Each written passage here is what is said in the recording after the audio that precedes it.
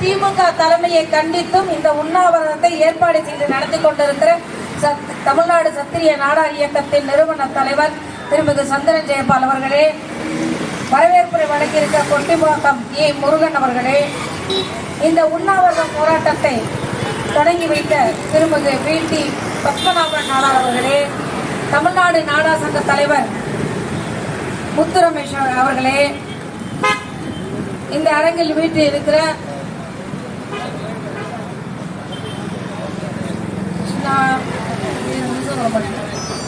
ராதாகிருஷ்ணன் அவர்களே, இந்த உண்ணாவிரத போராட்டத்தை முடித்து வைக்க வருகை தர இருக்கிற நமது என்ஆர்டி தனபாலன் அண்ணாச்சி அவர்களே, இந்த உண்ணாவிரத போராட்டத்திற்கு உணர்வோடு வந்து அமர்ந்திருக்கிற நாங்களும் இந்த எதிர்ப்பை தெரிவிக்கிறோம் என்று களத்தில் வந்திருக்கிற அத்தனை பகுதியை சார்ந்த நாடார் அமைப்புகளே. ஆனா எனக்கு இதுல திருப்தி இல்லை. சென்னையில மட்டும் நம்ம 400க்கும் மேற்பட்ட சங்கங்கள் இருக்கிறோம்.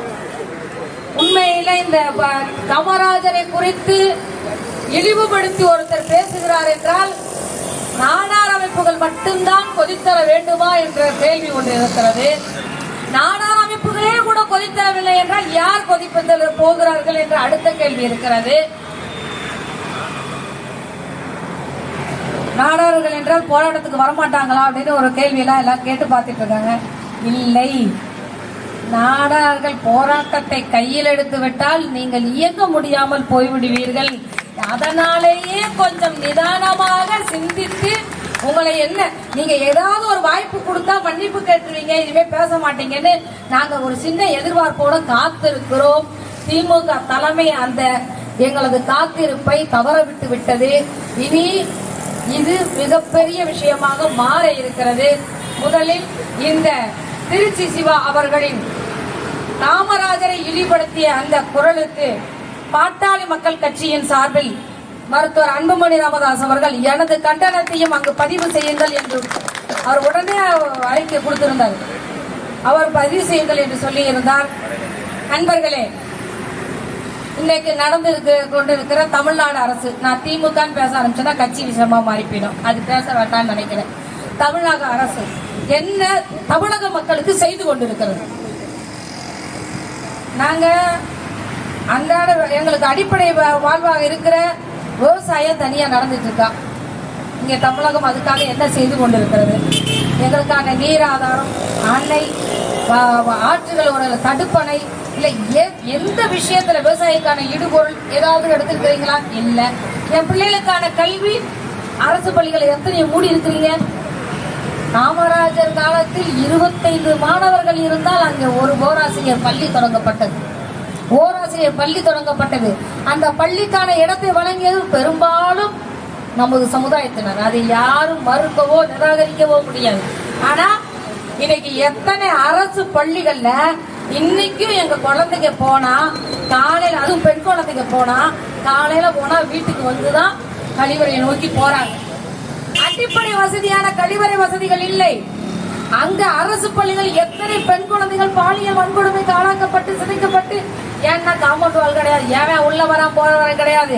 5 மணிக்கு பள்ளிக்கூடம் மூடின பிறகு அது வெறும் எவன் வேணாலும் வந்து தண்ணி அடிக்க உட்காரலாங்கிற இடமா மாறி போயிடுச்சு. பார் ஆயிடுச்சு. நீங்க பாரே உங்களுக்கு வச்சுக்கிறதுக்கு லைசன்ஸ் கிடையாது, அதுல ஸ்டே வாங்கி வச்சு நடத்திக்கிட்டு இருக்கிறீங்க. இப்ப பள்ளிக்கூடத்தான் நீங்க பாரா மாத்திட்டு இருக்கிறீங்க. பள்ளிக்கூட குழந்தைகள் எல்லாம் குடிக்க வச்சுட்டு இருக்கிறீங்க. காமராஜர் காலத்தில், அதற்கு முன்னாடி நீதி கட்சி காலத்தில் கல்லுக்கு எதிராக ஏன் பட்டி வீரம்பட்டி சவுந்தரபாண்டியனார் வெள்ளையனெல்லாம் கொண்டு வந்து பிரிட்டிஷ்காரனோட சேர்ந்து அன்னைக்கு, நான் சொல்றது அன்னைக்கு பவுல் 8 ரூபா இருந்த நேரம் 2 லட்சம் ரூபாய் செலவழிச்சு ஒயின் ஃபேக்டரி போட்டு காய் கேட்கிறான். எல்லாம் இந்த கல்லு குடிச்சா அசிங்கம் சொன்னதானே, நம்ம கல்லு குடிச்சா போதுன்னு சொன்னதானே, அதுல இருந்தா எல்லாரையும் காப்பாத்த பாடுபட்டோம். இன்னைக்கு நீயே ஒயின் படுக்கிறான்னு சொன்ன அந்த ராத்திரியிலேயே அந்த கொடிக்கிணரை இல்லாமல் ஆக்கிய சவுந்தரபாண்டியனாரின் வம்சம் வந்தவங்க தானே நம்ம. ஆனா இன்னைக்கு நம்மனால ஒரு சாராய கடையை கூட மூட முடியல. ஒரு சாராய கடையை மூட, தேர்தல் வாக்குறுதியில சொல்லிட்டு போறாங்க நாங்கள் வந்தால் படிப்படியாக மொத்தமாக கையெழுத்து போடுவேன்னு சொன்னது ரொம்ப வேகமாக சொன்னாங்க. இந்த மதுவில் கொண்டு வருவோம் முதல் கையெழுத்துன்னு. ஆனால் அதுக்கப்புறம் படிப்படியாக குடிக்கிறோம். பாவம் குடிகாரர்கள் இல்லை, மது பிரியர்கள். திருடன் சொல்ல முடியாது. அடுத்த ஒரு பொருளை எடுத்துக்கொண்டவர்கள் அப்படின்னு நம்ம பேர் பார்த்தீங்கன்னா கிட்னி திருடுறது இல்லை, கிட்னி முறைகேடு. திருச்சி வயிற்று உட்கார வச்சு அவர் வயிற்றுக்குள்ள கையை விட்டு எடுத்துட்டு இல்லைங்க அது முறைகேடுதான், நீங்க உங்க ஸ்டாலின் அவரை வச்சு மெதுவா விசாரணை நடத்தி ஒரு 11 வருஷம் கழிச்சு உங்ககிட்ட திருடிக்காம அப்புறம் தீர்ப்பு கொண்டு வாங்க நம்ம சொல்லிக்கிட வேண்டிய கட்டாயத்தில் இருக்கு. இப்படி இன்னும் நான் சொல்லிட்டே போனா இன்னைக்கு நீங்க உண்ணாவிரதம் முடியற வரைக்கும் நான் மட்டும்தான் பேசுவேன். யாருமே பேச முடியாது. நீங்க தமிழ்நாட்டில் வணிகர்கள் நம்மளுடைய படிப்பட இன்னைக்கு யாருக்காவது எந்த விதத்திலேயாவது நாம் வணிகத்தை சுதந்திரமாக இன்னும் சொல்ல போனா நேர்மையோட செய்யறது அண்ணாச்சி கடை தான். இன்னைக்கு எல்லா பிசினஸும் நீ ஆன்லைன்ல வாங்குறேன்னா நீ ஒரு தடவை தான் வாங்குவான், அடுத்து எவன் தெரியாது. அவன் ஒண்ணுக்கு ஆர்டர் பண்ணா இவன் ஒண்ணு அனுப்பி விடுவான். நீ 700 ரூபாய்க்கு ஆர்டர் போடுற 70 ரூபாய்க்கு வந்து சேரும். வேற வழி இல்லாம எப்படி திருப்பி அனுப்பதையா உட்காந்துட்டு இருப்பேன். அண்ணாச்சி கடையில ஒரு தேங்காயை வாங்கிட்டு வந்துட்டு உடச்சு பார்த்துட்டு அண்ணாச்சி உள்ளதான் இருக்கு அப்படின்னு கொண்டு போய் மாத்திட்டு வர்றான். நம்ம மாத்திட்டு வர கொடுக்குறோமா பக்கத்துல நான் 8 வயசு குழந்தைய தூக்கிட்டு போயிட்டாங்கிறாங்க. போலீசன் அது யாரோ சமோசா விற்கிற பிள்ளை அப்பாவோட பிள்ளை தானே அப்படின்னு விட்டுறான். அப்புறம் அன்னைக்கு பாத்தீங்கன்னா ஆரம்பக்கத்துல வணிகர் சங்கங்கள் அத்தனை பேரும் அந்த ஆர்ப்பாட்டத்துக்கு நான் சொன்ன உடனே வணிகர் சங்கங்கள் அத்தனை பேரும் ஆர்ப்பாட்டத்துக்கு வந்தாங்க. அப்ப அந்த அந்த அந்த ஆர்ப்பாட்டத்தின் அழுத்தத்தின் பின்புதான் இன்னைக்கு அவங்க பிடிக்கப்பட்டிருக்கிறான். உங்ககிட்ட குழந்தை ஒரு பக்கம் போனீங்கன்னா 80 வயசு குழந்தை 9 வயசு கிழவி கூட்டு பாலியல் பலாத்காரம் தான். என்னங்கடா நடத்துறீங்க கேட்டா எங்க வலிக்குது, குடிச்சு திருமணத்தை செய்யலாம். நீ டாஸ்மாக் கடை வச்சு நடத்தினாலே சம்பாதிக்கிறீங்க, அப்புறம் எதுக்கு சந்துக்கடை, அப்புறம் எதுக்கு இத்தனை சந்துக்கடை? பெட்டி கடையிலும் கொண்டு வந்து வைக்க ஆரம்பிச்சுட்டான். இந்த அந்த ஆரம்பக்கத்துல அந்த குழந்தைய பாலியல் பலாத்காரம் நடந்திருக்குன்னா அதுக்கு காரணம் அங்க இருந்த பெட்டி கடையில விற்கப்பட்ட சரக்கு. அங்க சரக்கு விற்கிறது நார்த்து தீர்ப்போம் பூரா உடக்கத்தை வேலையால் பூரா வந்து வாங்குறான். அப்ப நீங்க எங்களுக்கு ராட்சசனை பேய நம்மளே வாடு கூப்பிட்டு வச்சிருக்கிறோம். எந்த வருஷத்துல 4 வருஷத்துக்கு முன்னாடி கூப்பிட்டு உட்கார வச்சுட்டோம். 4 வருஷம் முன்னாடி கூப்பிட்டு உட்கார வச்சுட்டோம். அவைகளுக்கு நாங்க நல்லது செஞ்சிருக்கிறோம்னு சொல்றதுக்கு ஒண்ணுமே இல்லை, எதுவுமே இல்லை. சரி சொல்லுங்களேன், திமுகவை கலைஞர் ஆட்சி நாங்கள் வந்தால் கொண்டு வருவோம்னு சொல்லுங்க. சொல்ல முடியுமா? அண்ணா ஆட்சி கொண்டு வரேன்னு சொல்ல முடியுதா? சொல்லல. திரும்பி காமராஜர் ஆட்சி கொண்டு வரேன் தான் உங்களாலையும் சொல்ல முடியுது. காமராஜ் ஆட்சி கொண்டு வரேன் தான் உங்களாலையும் சொல்ல முடியுது. ஆனா அப்பதான் அவங்களுக்கு மனசுக்குள்ள பதறுது, ஐயப்பா அப்ப நம்ம அப்பா பேர் இல்லாம போயிருமோ, அதுதானே அடுத்த தலைமுறைக்கு சொத்தா மாத்தி கொடுக்கணும், உதயநிதி இன்பநிதினு வரிசையா மாத்தி கொடுக்கறதுக்கு நாம கருணாநிதிங்கிற பிராண்ட உருவாக்கி வைக்கணும்னு முடிவு பண்ணோம்னே எங்கிட்டு திரும்பி பார்த்தாலும் காமராஜர் பேரா இருக்கு. திருத்தணி காய்கறி மார்க்கெட்ல காமராஜர் பேர் இருக்கு, ஒரு வளைவு கட்டு இருந்தா காமராஜர் பேர் இருக்கு, பள்ளிக்கூடம் இருந்தா காமராஜர் பேர் இருக்கு. போ எல்லா இடத்துலையும் போ, வெயிட் அடிக்கிறேன்னு சொல்லு. கலைஞர் நூற்றாண்டு வளாகம் நீங்க ஓட்ட காசுக்கா பஞ்சம்? அறிவாலயத்தில் எப்படி போயிட்டு வச்சிருக்கீங்க? எடுத்து கட்டுங்களேன், இன்னொரு பள்ளிக்கூடம் கட்டு, இன்னொரு அரசு பள்ளிக்கூடம் கட்டு. கருணாநிதி பேர் நான் கேட்க போறோமா? வச்சிருந்த காமராஜர் பேரை இன்னொரு முறை பெயிண்ட் டப்பாவை தூக்கிட்டு போயிட்டு சத்தம் இல்லாம மாத்தலாம் நினைச்சா இங்க இருக்கிற மூத்தவர்கள் இருக்கிறாங்க. இவங்கெல்லாம் சொன்னா அடுத்த தலைமுறை எழுந்து வந்து அட்டிக்குங்கிறத நாம நினைவுபடுத்த வேண்டிய கட்டாயத்தில் இருக்கோம். எழுந்து வந்து அட்டிக்குங்க நினைவுபடுத்த வேண்டிய கட்டாயத்தில் இருக்கிறோம். இன்னும் சொன்னா மயிலே இறகு போடுதான் போட மாட்டான். அவனுக்கு தேவை அவன் பேரை நிறுவிட்டு போ. ஆனா அதுக்கு 1000 வழி இருக்கும் போது எதுக்கு காமராஜரை சொல்ற? இல்லை, இதற்கு முற்றுப்புள்ளி வைத்து விடுங்க. முற்றுப்புள்ளி யார் வைக்கணுமா? நாங்களா வைக்கணும்? கட்சி தலைமை நீ உன் தொண்டை சொல்றான், உன் நிர்வாகி சொல்றான். முற்றுப்புள்ளி வைக்க வேண்டியது யாரு? அவனை மறுப்பு அறிவிக்க கூட சொல்லி இருக்கணுமா இல்லையா? என்னைக்கே சொல்லிருக்கணும், அடுத்த நாள் சொல்லியிருக்கணும். நீங்க அடுத்த நாள் சொல்லியிருக்கணும். சொல்லியிருந்தா இன்னைக்கு பேசாம இருந்திருக்கோம், இன்னைக்கு உங்களை விட்டு இருந்திருப்போம். ஆனா இன்னொரு பக்கம் காமராஜர் பேராலேயே வாழ்ந்து கொண்டிருக்கிற காங்கிரஸ் இயக்கத்தினர் எங்க இருக்கீங்க? எங்க இருக்கிறீங்க? இன்னைக்கு அண்ணாச்சி வந்திருக்கிறாரு, நான் உணர்வோட ஒரு சில பேர் வந்து அதுல இருக்கிறோம். ஆனா இயக்கத்தோட தலைமை என்ன செய்கிறது என்கிறது மிக முக்கியமான கேள்வி இல்லையா? மிக முக்கியமான கேள்வி. இப்ப அண்ணாச்சி வந்திருக்கிறது நாங்கள் சமுதாய சார்பாக வந்திருக்கோம், வாய்ப்பு காங்கிரஸ் சார்பாக வந்திருக்கிறோம் என்று சொன்னால் தலைமை அதற்கு வார்த்தை சொல்ல வேண்டும் அல்லவா? என்ன செய்திக்கு இன்னைக்கு நீதெல்லாம் கொதிச்சு வந்திருக்கணும். காமராஜர் பேரை சொல்லி சொல்லி சொல்லி நம்ம இந்த தமிழகம் முழுக்க ஆண்டு இருக்கிறோமே. காமராஜர் பேரால தானே இங்கு காங்கிரஸ்னாலே காமராஜர் தானே.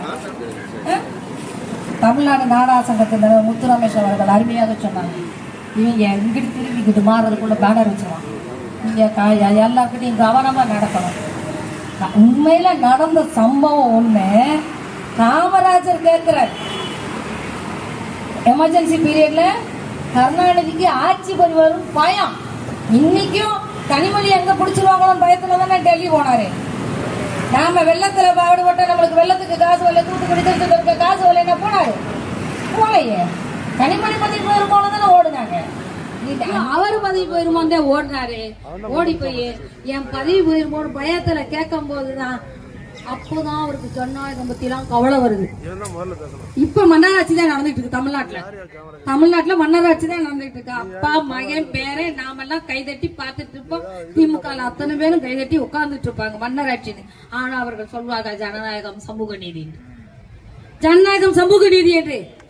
அன்னைக்கு போய் பிச்சை கேட்கிறாரு காமராஜர்ட்ட, ஜனநாயகத்தை காப்பாத்தணும் என் பதவி.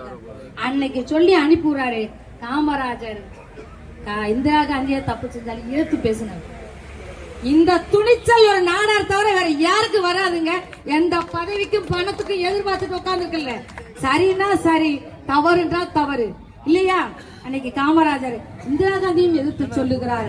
அந்த கட்டத்துல தான் தமிழகத்தின் ஜனநாயகம் காக்க வேண்டும் என்றால் நீங்கள் பதவியில் அப்படியே இருங்கள், ராஜினாமா செய்யாதீர்கள் என்று சொன்னதை காமராஜர் வந்தாரா, கைய பிடிச்சாராம், காலை பிடிச்சு கெஞ்சினாரா, ஜனநாயகத்தை காப்பாத்த நீங்க தான் வேணும்னு கேட்டாராம். நல்லா இருக்குல்ல? நாம தான் பாத்துட்டோம்லங்க.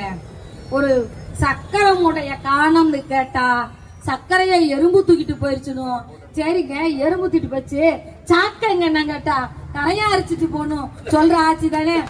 அதுக்கு மாற்று இல்லாம இப்பயும் பேசுறாங்க. எங்க சிறையில ஏங்க அந்த பையன் செத்து போனான்னு கேட்டா எறும்பு வந்து கடிச்சு செத்து போனான்னு சொல்றாங்க. என்ன அப்பாவுக்கு பொய் சொல்றதுல திறமை அப்படி சூப்பரா இருந்தது. கொஞ்சம் ஸ்டாலின் குறைச்சு அவ்வளவுதான் மாட்டிக்கிறார், அடிக்கடி மாட்டிக்கிறார். நண்பர்களே, நாம சும்மா சும்மா தடவி கொடுத்துட்டு போக வேண்டிய தருணம் அல்ல. இன்னும் ஒரு முறை சொல்லுகிறேன், 400 சங்கம் இருக்கு, 500 சங்கம் இருக்கு, நான் சங்கத்தின் தலைவர் என்று நாம் பெருமை பேசிக் கொண்டிருப்பதை விட்டு விட்டு ஒரே அணியில் ஒரு டிசம்பருக்குள்ள நாடார்கள் அமைப்பு அனைவரும் ஒட்டுமொத்தமாக ஒரு 10 லட்சம் பேர் கூடுகின்ற ஒரு மாநாடு தரும் உறுதி எடுத்தால், மாநாடு போறதுக்கு நம்மகிட்ட என்ன காசு பஞ்சப்பாங்க இன்னைக்கு ஒன்றும். அதுதான் பெரிய செலவு. செய்ய முடியுமா? நம்ம செய்ய முடியுமா? முடியாதா? ஆனா மனசுதான். எல்லாரும் தலைவரா இருந்து பழகிட்டோம். ஆனா உங்கள் தலைமையும் உங்கள் தலைமைக்கான மரியாதையும் காப்பாற்றப்பட வேண்டுமானால், திருச்சி சிவா போன்றவர்கள் சொல்வதற்கு பயப்பட வேண்டுமானால், நாம் இந்த டிசம்பரில் ஒரு மாநாடை கூட்டி காண்பிக்க வேண்டும். இங்கு வந்திருக்கிற அத்தனை தலைவர்களையும் நான் கேட்டுக்கொள்கின்றேன், மாநாடை கூட்டி காண்பிக்க வேண்டும். அதுல மேடையில நான் இருக்க மாட்டேங்க, யார் பேசுறாங்களோ அவங்க மட்டும்தான். மற்ற எல்லாரும் முன்வரிசையில் நாங்க உட்கார தயாராக இருக்கிறோம் என்று சொல்லி இந்த மாநாடத்தில் ஒரு முறை அத்தனை சங்கங்களும் நாங்க ஒன்று சேருவோம் காமிச்சு மட்டும் பாருங்க. இன்னைக்கு திருச்சி சிவா பேசுவார் நினைக்கிறீங்க, RS பாரதி பேசுவார் நினைக்கிறீங்க. சும்மா அவர் வீட முற்றுகிட போனா இந்த ஆர்ப்பாட்டம் போராட்டம் எல்லாம் நம்ம போகணும், அனுமதி கேட்கணும், கொடுப்பாங்க. அவங்க கொடுத்துருக்க 1 மணி நேரத்துக்குள்ள பேசணும். என்னங்க அது ரொம்ப போலித்தனமா இல்ல? கம்யூனிஸ்ட் கட்சி ரொம்ப போடுத்தனமா மாத்தி முடிச்சிருச்சுங்க. இனிமே போராட்டம்னா, இனிமே கோபம்னா யார் செய்தாங்களோ அவர்கள் வீட்டுல போய் அடிச்சு புடிச்சிட்டு வரலாம். ஏன் நீ வரைக்கும் உட்காந்து திருச்சி நான் வீட்டுக்கு போக வேண்டியது. நான் பலமுறை எல்லாத்தையும் கேட்டேன், வாங்க போவோம் வாங்க போவோம். ஆரம்பத்துல அப்படிதான் ஒரு குழந்தை எது நடந்தோம்னா அந்த ஸ்டேஷன்ல ஒரு நாள் முழுக்க உட்காந்துருந்தான். அதுக்கப்புறம் தான் தீர்வு கிடைச்சு. நம்ம போராட்ட வடிவங்களை மாற்ற வேண்டிய கட்டாயத்தில் இருக்கிறோம். நாம் ஒற்றுமையின் பலத்தை காண்பிக்க வேண்டிய கட்டாயத்தில் இருக்கிறோம். எல்லா சங்கங்களும் எங்களுக்கான தாய் சங்கமாக அல்லது எங்களுக்கான ஒரு தலைமையாக ஒரு ஒற்றை குடையின் கீழ் ஒருங்கிணைவது இன்று மிக மிக முக்கியம், மிக மிக முக்கியம். இல்லாட்டினா நான் என் சங்கத்துக்கு தலைவரா இருப்பேன். என் சங்கங்கிறது ஒரு ஊருக்குள்ள இருந்தது, அப்புறம் ஒரு தெருவுக்குள்ள வரும், அப்புறம் ஒரு வீடோடு சொல்லி இத பெருசு பண்ணணும். பண்ண வேண்டிய கட்டாயத்தில் இருக்கிறோம்.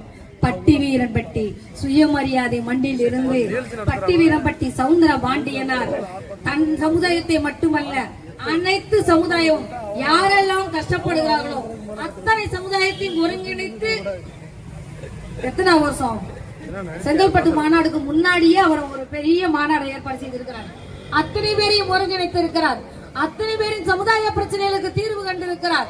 அவர் வழி வந்த நாம் இத்தனை ஆண்டுகள் கழித்த பிறகு இத்தனை உங்க கையில போன் இதெல்லாம் உட்காந்து ஒரு கூட்டம் போறான்னா உட்காந்து போஸ்ட் கார்டு எழுதுவாங்க. மடம் மடம் மடம் 250 கார்டு 300 கார்டு. ஆமையா ஆமையா அதுக்கு முன்ன நம்மளுக்கு பேர் வாங்கி தந்தது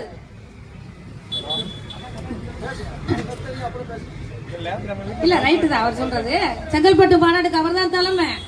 செங்கல்பட்டு மாநாடு எப்படி நடந்ததுன்னு மட்டும் கேளுங்க. அதை பத்தி மட்டும் 1 மணி நேரம் பேசுறதுக்கு நான் தயாரா இருக்கிறேன். 6 ஆண்டுகள் சவுந்தரபாண்டியனாரின் வாழ்வு குறித்தும் அவர் பேசிய உரை குறித்தும் ஆய்வு நடத்தி செங்கல்பட்டு எல்லாம் தேடி தேடி அந்த மாவட்டம் முழுக்க அந்த மாநாடு நடந்த இடம் முழுக்க நடந்து தெரிஞ்சுட்டு வந்தேங்க. அவ்வளவு ஆளுமை மிகுந்த தலைவர்களின் தலைமுறையில் அவர்களுடைய மரபணுவில் வந்திருக்கிறோம். நாம் ஏன் இன்னும் சும்மா இருக்கிறோம்? உண்மையிலேயே இந்த அரங்கை ஒருங்கிணைத்திருக்கிற தமிழ்நாடு சத்திரிய நாடார் இயக்கத்திற்கு அத்தனை சங்கங்களையும் ஒருங்கிணைத்திருக்கிற சந்திரன் ஜெயபால் அவருக்கு நாம் அனைவரும் பலத்த கரகோஷத்தோடு இன்னமும் உங்களோட நாங்கள் இருக்கிறோம் என்று உத்தரவாதம் அளிப்போம். இந்த உண்ணாவிரத போராட்டம் மாலையோடு முடிவதாக அல்லாது அதுக்குள்ள திருச்சி சிவா பயப்படணும். அண்ணன் திமுக தலைமை யோசிக்கணும். இந்த இரண்டும் நடக்கவில்லை என்றால் நாம் இன்னும் மாபெரும் ஆர்ப்பாட்டத்தை அதிரடியை ஒருங்கிணைக்க வேண்டும். நீங்கள் மீண்டும் மீண்டும் சொல்லிக் கொள்கின்றேன், அத்தனை சங்கங்களும் ஒரு தலைமையின் கீழ் ஒன்றிணைவதற்கு நாம் தயாராக வேண்டும். யாருனாலும் அவங்க என் தலைமை, என் சமுதாய தலைமை என்று ஒற்றை வார்த்தையில் ஒருங்கிணைப்பதற்கு தயாராக வேண்டும். காமராஜரின் பெயரை இழிவுபடுத்தி கருணாநிதியின் பெயரை நிறுத்திவிடலாம் என்று கனவு காணுகின்ற திமுகவிற்கு நாம் மரணடி கொடுக்க வேண்டிய தருணம் இது. காமராஜரின் பெயரை சொல்லி வாழ்ந்து கொண்டிருக்கிற ஆனா இன்னைக்கு இருக்கிறவங்க யாரும் காங்கிரஸ் கட்சி இல்ல. அவங்க எல்லாம் திமுகவோட பி டீம், அவ்வளவுதான். அவங்க சொன்ன மாதிரி காங்கிரஸ் கட்சியை கலைச்சிட்டு போயிடுங்க. காமராஜர் பெயரை இனி ஒருமுறை நீங்கள் சொல்லாதீர்கள். இதற்கு மறுப்பும் திருச்சி சிவாயை கண்டித்து நீங்கெல்லாம் உட்கார்ந்து இருக்கணும், கூட்டணியில இருக்க மாட்டேன்னு சொல்லி காமராஜரை பத்தி பேசின பிறகு உன் கூட்டணி எனக்கு என்னடா வேணும்னு கேட்டு வெளியே வந்திருக்க வேண்டியவர்கள் அல்லவா நீங்கள்? அதை செய்யாத காங்கிரஸ் கட்சி கலைக்கப்பட வேண்டும். திமுக தலைமை மன்னிப்பு கேட்க வேண்டும் என்று இந்த உண்ணாவிரத போராட்டத்தின் சார்பாக நானும் பாட்டாளி மக்கள் கட்சியின் சார்பிலும் எனது குரலையும் இந்த இடத்தில் பதிவு செய்து நாம் ஒன்றுபடுவோம். அடுத்த அரசியல் களத்தை வென்று காட்டுவதற்கு இன்னும் அழுத்தமாக ஒன்றுபடுவோம். நிறைய மைக் இல்லாத அரங்குகளை நம்ம இன்னும் நிறைய பேசி ஒன்றிணைய வேண்டிய அவசியம் இருக்கிறது என்று கூறிக்கொண்டு அனைவருக்கும் சொல்ல போனா ஒரு சங்கத்தோட தலைவர் தான் அந்த கடைசியில கூட உட்கார்ந்துருக்காரு. முன்னாடி வந்து உட்கார்ந்து இல்ல. ஏன்னா இந்த நிகழ்ச்சி முக்கியமானது, இந்த எதிர்ப்பு முக்கியமானது என்பதனால் ஒரு சங்க தலைவர் அந்த கடைசியில உட்கார்ந்து இருக்கிறார். அப்படி முதல் கடைசி என்பது இல்லாமல் நாங்கள் அனைவரும் பங்கு கொண்டிருக்கிறோம் என்று வந்திருக்கிற உங்கள் அத்தனை பேரின் தாழ்வணிந்து வணக்கத்தையும் வாழ்த்துக்களையும் தெரிவித்துக் கொள்கின்றேன். நமது ஒற்றுமை தொடரட்டும். நன்றி, வணக்கம்.